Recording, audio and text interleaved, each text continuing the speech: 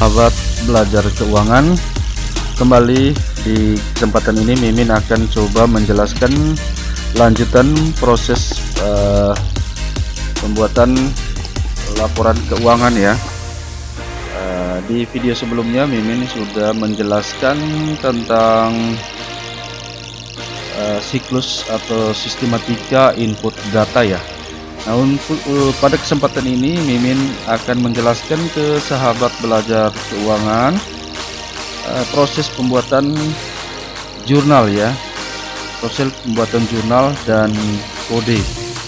Nah, karena kode dan jurnal ini merupakan data atau fitur untuk menginput data ya. Jadi dari kode dan jurnal ini, lalu kemudian data ini akan tersinkron atau terdistribusi ke neraca saldo, buku besar, neraca, PHU, dan laporan perubahan modal. Oke, jadi pada kesempatan ini kita akan fokus pada proses pembuatan kode dan jurnal. Yang pertama kita lihat untuk kode ya teman-teman. Untuk proses pembuatan kode nanti teman-teman langsung bisa memulai dengan cara yang pertama, itu adalah membuat tabel terlebih dahulu ya. Untuk tabelnya itu nanti kita bikin yang pertama diisi nomor akun terlebih dahulu ya, nomor akun. Kemudian kasih nama akun, kemudian di sini kasih per, kemudian periode, ini namanya periode ya, diketik tulis per aja. Kemudian ini untuk mengisi tanggal, di format aja tanggalnya ya, sesuai dengan format tanggal yang diinginkan ya. Kemudian sesudah itu dibikin saldo. Kemudian ini boleh sahabat belajar keuangan boleh membuatnya tabel sesuai dengan bentuk yang diinginkan ya. Nih, kalau sudah membuat nomor akun, nama akun, dan saldo, sekarang kita masuk ke proses pembuatan nomor akun ya.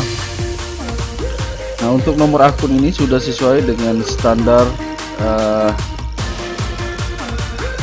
akuntansi, yaitu kalau masuk pada akun-akun kas itu memulai dengan 1 ya, 1, kemudian garis datar 11110, misalnya start dengan 11110, kas kecil naik 1120, 1, nah ini 1120, kemudian 1110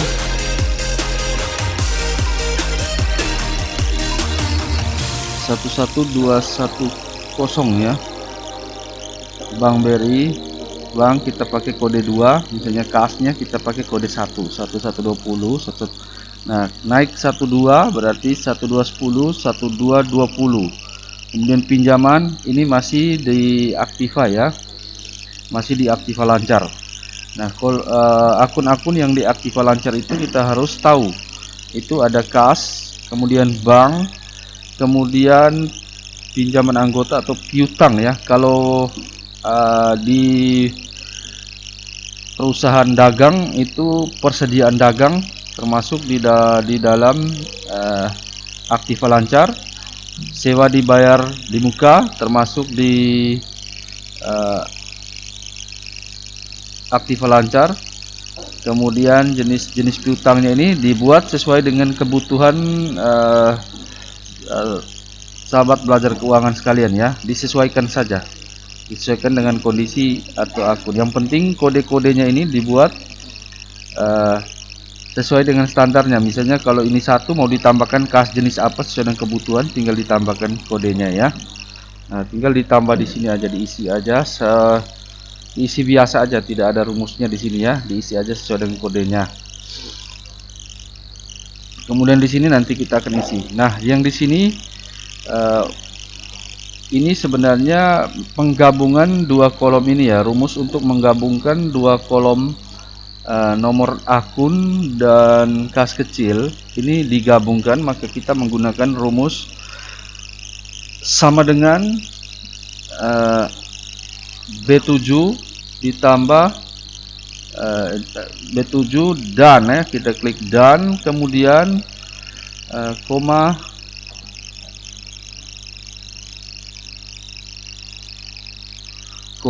2 di ini, kemudian dan koma 2 spasi, kemudian mau di spasi juga boleh, nggak juga boleh, itu supaya ada jarak di sini. Kalau tidak spasi berarti di sini tidak ada jarak ya. Kalau kita spasi berarti di sini ada jarak ya. Kemudian dan lagi, dan C7 lalu klik enter ya. Nanti seperti itu. Kita kasih contoh di sini misalnya ya.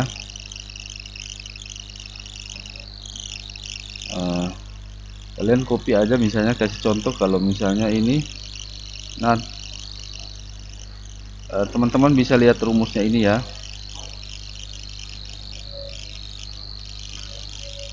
Bisa catat dulu formula rumusnya ini ya.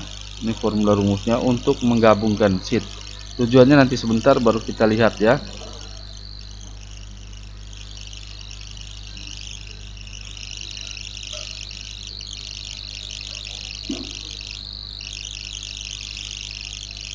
Oke, kalau sudah dicatat rumusnya, nah ini kita gabungkan saja untuk melihat. Ini sebenarnya dipakai untuk nanti sebentar kita akan melihat data ya. Misalnya untuk mencari data di rumus ini data validation, untuk melihat dua-duanya. Kalau kita hanya data validationnya misalnya ambil nomor akun saja, maka kita hanya melihat satu ini. Kalau kita hanya data validation di sini, maka kita hanya melihat ini. Nah, untuk melihat dua-duanya ini, maka kita harus buat data sumbernya di sini, kita kasih gabungkan dua kolom ini ya. Nah, yang berikut sahabat belajar keuangan, ini dicatat aja rumusnya sehingga bisa dikerjakan sesuai dengan rumus seperti ini ya. Oke, jadi di kode ini dia simpel, jadi kita hanya cukup membuat kode akun, kemudian nama akun biasa, kemudian bikin penggabungan kolom ini untuk melihat data gabungan ya. Oke, yang berikut kita lihat di jurnal. Nah, tadi yang kita bikin kode tadi, nanti akan kita bikin di sini data validationnya ya, supaya kita bisa melihat dengan satu kali kode dan nama akun sekalian. Kode akun dan nama akunnya kita bisa lihat sekalian untuk memudahkan kita ketika kita mau proses untuk melihat di sini. Misalnya kita lupa nama akunnya. Ini kan kalau kita kosongkan seperti ini ya. Ini 13110 ini misalnya kita kosongkan, maka seperti ini. Ini kosong nih. Nah, misalnya kita tidak tahu aktiva tambahan pinjaman itu, kita tidak tahu jenis akunnya, pinjaman itu kita lupa, misalnya pinjaman anggota itu kita lupa, kita bisa ceknya di sini. Pinjaman anggota. Nah, pinjaman anggota kita ceknya di sini sehingga kita bisa klik di sini. 13110 pinjaman anggota. Ini transaksi yang terjadi sesuai dengan uraian transaksi ini, maka transaksi yang terjadi adalah debitnya pinjaman anggota dan kreditnya adalah kas kecil. Ini sedangkan ini tujuan hanya untuk melihat ya. Nah, sekarang kita mau pertama adalah bikin kolom-kolomnya dulu sahabat belajar keuangan ya. Bikin dulu kolom-kolom. Yang pertama tanggal, kemudian referensi. Nah, referensi ini saya biasanya kadang-kadang pakai nomor bukti kas saja, nggak apa-apa sih. Tapi kalau kasih referensi, mau diisi kode referensinya, nanti misalnya ini kode referensinya sama dengan 113 ya. Ini kode referensinya, isi ya. Kalau mau diisi referensi pinjaman ini, referensinya dari sini ya. Oke, ini untuk ke buku besar ya. Kemudian Jadi yang pertama, langkah pertama adalah bikin format tanggalnya sesuai dengan format tanggal ini. Referensi keterangan ini belum rumus, kemudian nomor akun pisahkan, kemudian nama akun, kemudian debit. Nah, ini akun-akun atau transaksi yang kita akan lakukan di akun debit ya. Kemudian jumlah uang debit, nama akun untuk transaksi kredit, nomor akun, kemudian nama akun untuk kredit dan jumlah kredit. Nah, oke, yang pertama kita bikin dulu data validation ya. Nah, untuk bikin data validation ini teman-teman hanya gampang ya. Masuk ke data, kemudian data validation. Nah, untuk data validationnya ini ambilnya sumbernya dari sini. Ambilnya sumbernya dari sini ya, teman-teman ya. Saya kasih contoh ya untuk ini. Misalnya saya bikinnya di sini ya. Oke. Ini data validation. Ambil data validation, kemudian listkan dia. Kemudian source-nya ini kita ambil dari sini ya. Ambilnya dari sini. Ya. Ambilnya dari sini. Lalu klik tanda biru dan klik OK.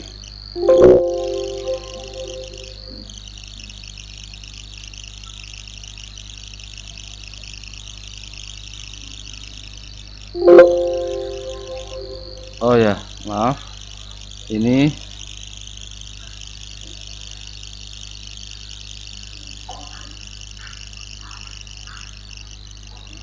langsung ambil dari sini. Ini sudah digabungkan datanya ya. Kemudian klik sini, klik OK ya. Oke, sehingga di sini langsung munculnya seperti ini ya. Bisa teman-teman, gampang ya. Oke. Nah, ini karena ini sudah, maka saya ke data validation, lalu saya clear all semua ya, karena sudah ada ya.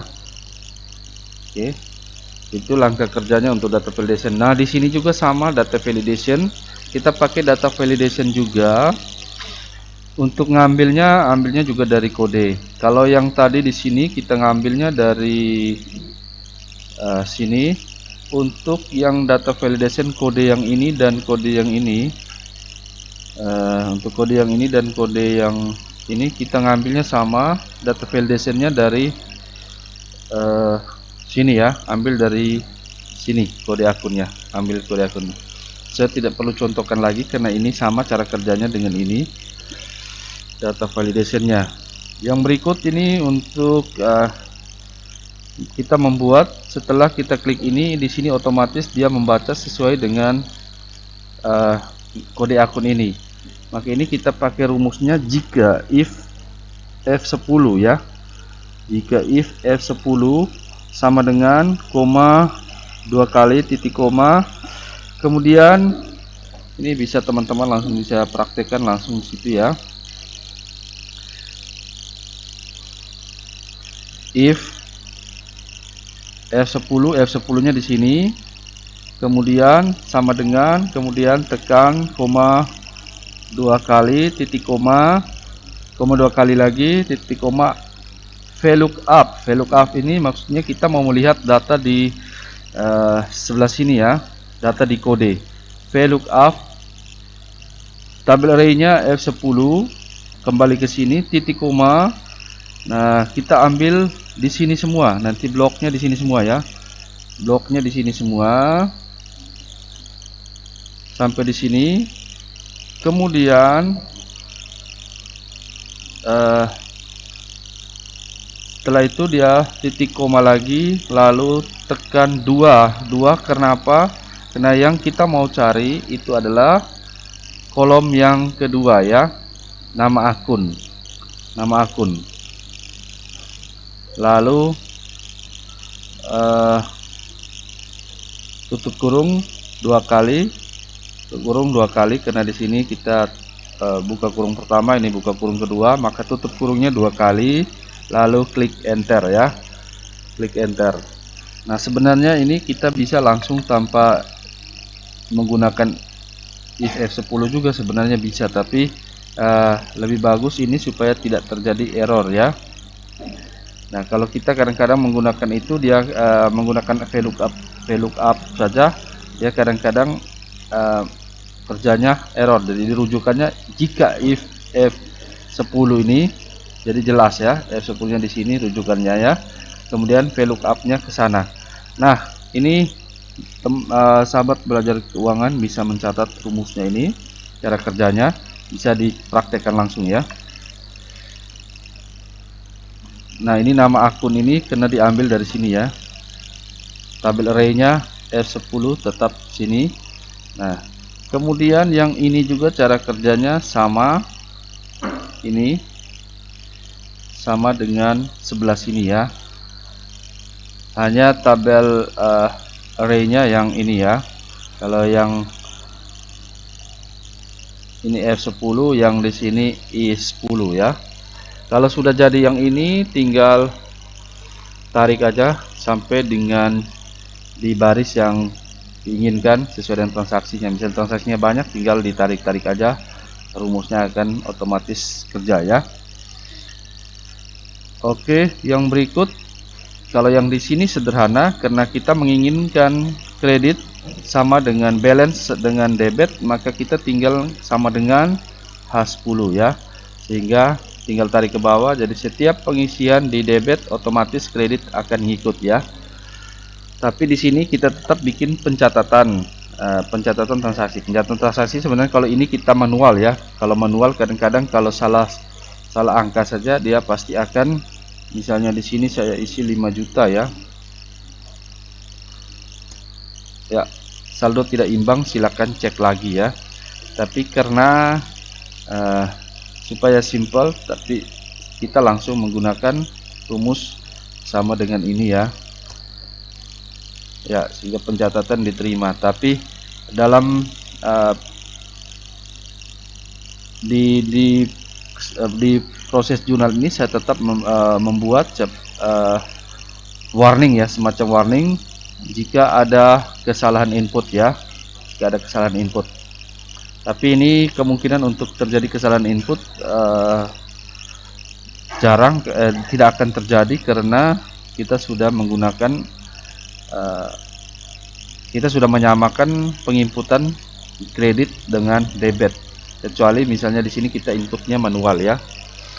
Oke, tapi kita, kalau teman-teman mau bikin, silakan bikin saja. Ini rumusnya, if sama dengan H17 ya, H176 sama dengan K176. Ini jumlah yang paling terakhir di bawah ya, H176, K176 di paling akhir.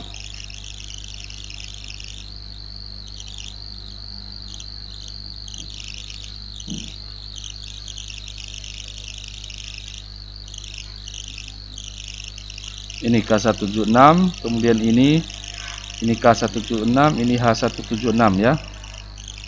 Kemudian sama dengan 176 titik koma, buka pencatatan transaksi diterima, ketik pencatatan transaksi diterima, kemudian koma 2 lagi, titik koma 2 lagi, saldo tidak imbang, koma, silakan cek lagi, kemudian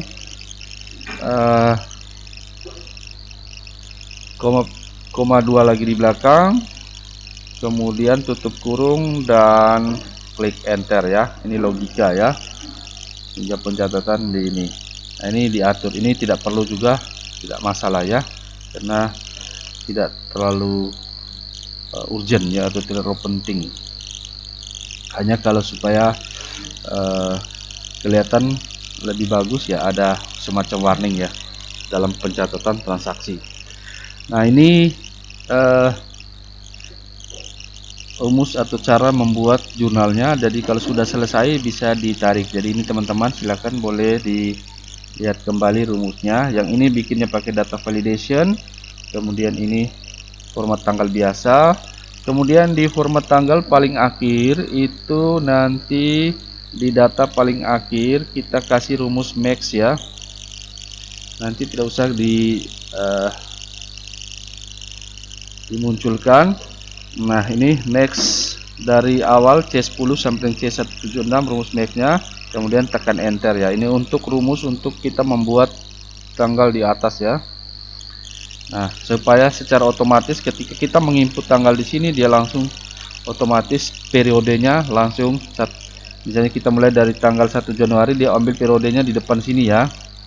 Periodenya ambil di sini. Kemudian periode untuk lanjutannya ke sana itu dia mulai ambil dari sini sampai dengan terakhirnya di mana. Macam ini tanggal 9 Maret terakhir, maka dia transaksi juga terakhir pada 9 Maret 2022 ya. Nah, cara membuatnya itu sederhana. Coba kita lihat teman-teman. Kita menggunakan if kode D4. Nah, if kode D4 yang mana? Kode D4 nya yang ini. Kode D4 kita klik di sini ya. Kemudian sama dengan koma 2 kali, koma 2 kali, titik koma, double lagi koma 2 kali, titik koma, upper ya. Ketik upper, kemudian buka kurung, koma 2 lagi, klik periode. Nah, periode ini untuk nanti muncul teksnya di sini nih, periode, kemudian titik koma, koma 2 kali lagi, dan teks, shift dan kemudian teks, ini rumusnya. Kemudian buka kurung, ambil lagi kode D4 sama dengan di sini tadi, periodenya di sana tadi. Kode 4 titik koma, buka koma 2 kali, kemudian kasih format tanggal ya, DDMMMYY, ini format tanggal, dan format tahun ya. Kemudian dengan koma 2 kali lagi, tutup kurung, dan koma, shift dan kemudian koma 2 kali lagi, kemudian tanda minus, kemudian koma 2 kali lagi, dan teks, ambil jurnal C177 yang rumus max tadi ya, ambil yang tadi jurnal C177 yang kita sudah jumlahkan max tadi ya, rumus max tadi. Kemudian titik koma, koma 2 kali, kasih format yang sama DDMMYY, kemudian koma 2 kali, kemudian tutup kurung 3 kali, lalu klik enter ya. Nah teman-teman, untuk lebih mudah silakan mencatat rumusnya ini sebelum mencoba di Excel yang nanti teman-teman atau sahabat belajar keuangan mencoba ya. Oke, ini untuk membuat kode tanggal secara periode secara otomatis ya. Nah, ini jika sudah selesai, maka proses untuk pembuatan ini sudah selesai, tinggal rumusnya ditarik, lalu untuk from inputnya ya. Nah, sahabat belajar keuangan, untuk tutorial pada kesempatan kali ini Mimin hanya menjelaskan tentang kode dan jurnal. Nah, ini sudah selesai. Nanti di tutorial berikutnya Mimin akan menjelaskan bagaimana data-data dari jurnal dan kode ini akan masuk ke neraca saldo dan buku besar ya. Jadi untuk langkah berikutnya atau di tutorial berikutnya Mimin akan menjelaskan bagaimana membuat rumus di neraca saldo dan buku besar ya. Untuk konsep sistematikanya sudah ada di video sebelumnya. Oke, terima kasih. Salam belajar keuangan. Sampai jumpa di tutorial selanjutnya.